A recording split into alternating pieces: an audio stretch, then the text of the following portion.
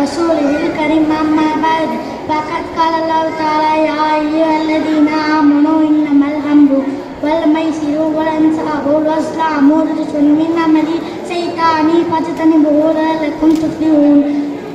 قال النبي صلى الله عليه وسلم يأتي إلى الناس زمان الصابر فيه ملادمه كالقابل على الجمر. பசிக்கும் மனிதனுக்கு ருசிக்கும் உணவளித்து ரசிக்கும் தூயனாம் அல்லாவை புகழ்ந்தவனாகவும் மக்கத்து மன்னராம் மதினத்து ரோஜாவாம் கல்வின் காதலராம்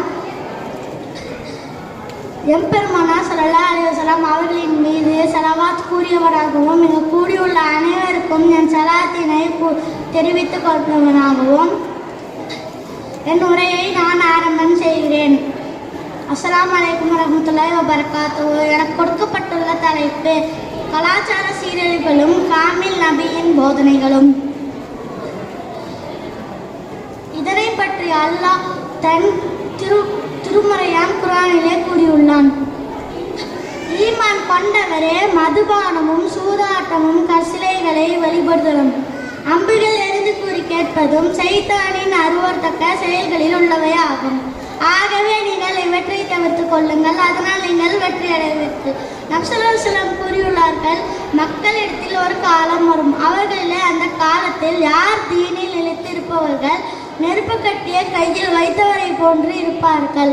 யார் அந்த காலத்தில் தீனிப்படி வாழ்வோரா அவருக்கு உங்களில் 50 நபர்களுடைய கூடு கிடைக்கும் என்று சஹாபாக்களிடம் நபி ஸல்லல்லாஹு அலைஹி வஸல்லம் கூறினார்கள்.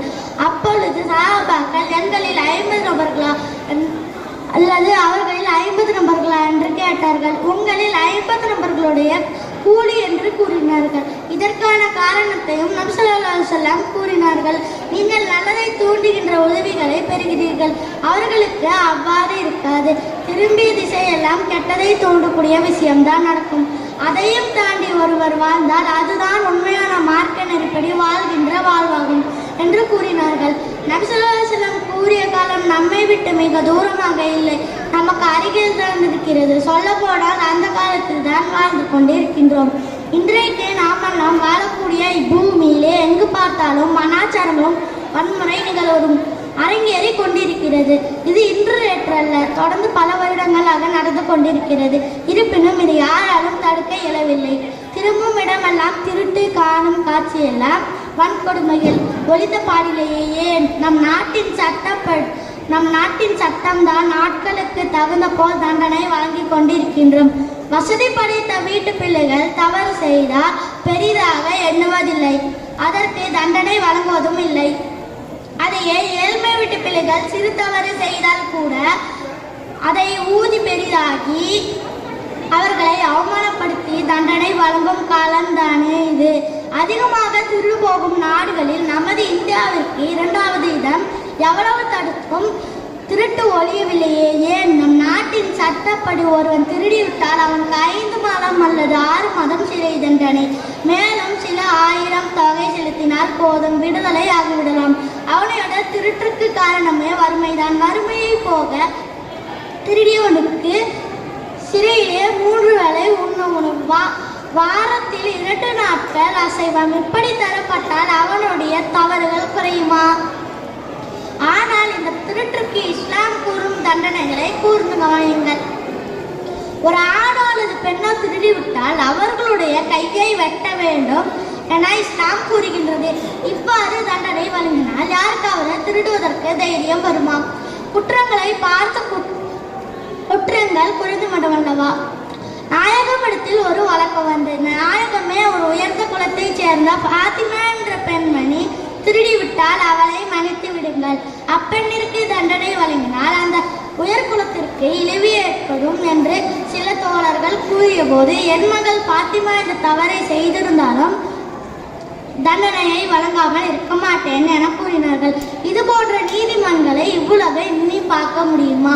ஒரு மனிதன் தவறிழைப்பதற்கு முக்கிய தூணாக இருப்பது எது தெரியுமா? சினிமா, நாடகம், சோசியல் மீடியா தான். இன்றைக்கு ஆண்களுக்கு எத்தனையோ பயான்களில் தாடியை வளர்த்தி மீசை முடிய கத்தரித்துக் கொள்ளுங்கள், இதுதான் நபியினுடைய சுன்னத் என்று பல ஹஜ்ரத்மார்கள் கூறினார்கள். மற்றொரு படத்தில் தாடியை வலித்து கொண்டு ஒருவன் நடித்தால் அதனை பார்த்து தாடியை எடுத்துக்கொள்கிறார்கள். நபி ஸல்லல்லாஹு அலைஹி வஸல்லம் அல்லாஹ்வையும் என்னையும் பின்பற்றுங்கள் என்று கூறியுள்ளார்கள். ஆனால் அதற்கெல்லாம் மாற்றம் செய்து சைத்தான் தூண்டுகின்றபடி நடந்து கொண்டிருக்கின்றோம். மேலும் நபி ஸல்லல்லாஹு அலைஹி வஸல்லம் இஷாவுக்கு முன்னால் தூங்குவதையும் அதற்கு பிறகு பேசுவதையும் கடுமையாக தடுத்துள்ளார்கள். இன்றைக்கு வீட்டில் இருக்கும் பெண்கள்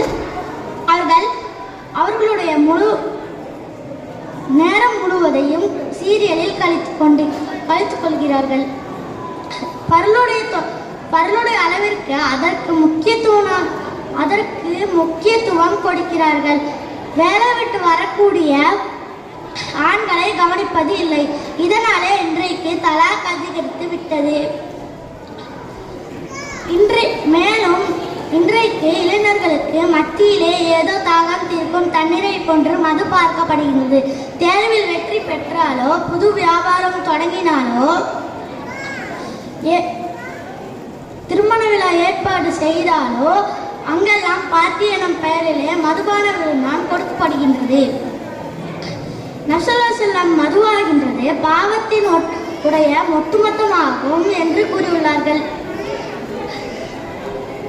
மது ஹராம் என்ற ஆயத் இறங்குவதற்கு முன்னால் ஆண்கள் அனைவரும் மதுவை குடித்துக் கொண்டிருக்கிறார்கள். எப்பொழுது மது ஹராம் என்ற ஆயத்தை அல்லாஹ் கீழே இறக்கினானோ அப்பொழுது மது ஹராம் என்று தெரிந்தவுடன் கையில் மதுவுடன் வைத்த கோப்பையை கீழே வீசிவிட்டு எழுந்து சென்று விட்டார்கள். அந்த அளவிற்கு அல்லாஹ் மேலும் ரசூலுக்கு வழிபட்டார்கள். இன்றைக்கு அப்துல்லா, முகமது, அகமது என்ற பெயரை வைத்துக்கொண்டு மதுக்கடையில் நின்று கொண்டு இருக்கிறார்கள். பெண்களும் மது அருந்தும் அளவிற்கு காலம் கெட்டுவிட்டது. இவ்வளவு சீர்கேடுகள் இருக்கும். அஸ்ஸலாமு அலைக்கும்.